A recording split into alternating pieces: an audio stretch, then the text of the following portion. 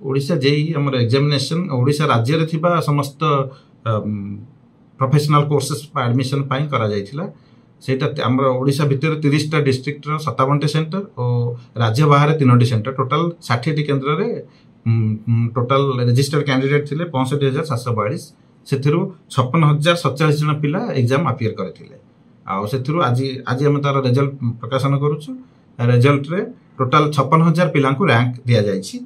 आ total जो courses गुडा हम ओडिशा जेई करछु सोडा हला बी फार्म एलिटेक डिप्लोमा पिलांग पई एलिटेक बीएससी पिलांग पई एलडी pharma MBA MCA integrated MBA B कैट दीटा डिसिप्लिन रे एम फार्म एम मार्क एम प्लान आ 11 टी विषय रे एमटेक प्रोग्राम समस्त रो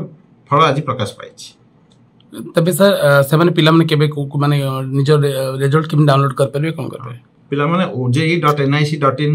जो साइट रे सेमान तांकर रजिस्ट्रेशन करूथिले एडमिट कार्ड डाउनलोड करूथिले से एडमिट कार्ड डाउनलोड पाखे रैंक कार्ड डाउनलोड ऑप्शन अछि सेटे को सेमाने क्लिक करिकरी सेमाने रैंक कार्ड डाउनलोड करि पारिबे।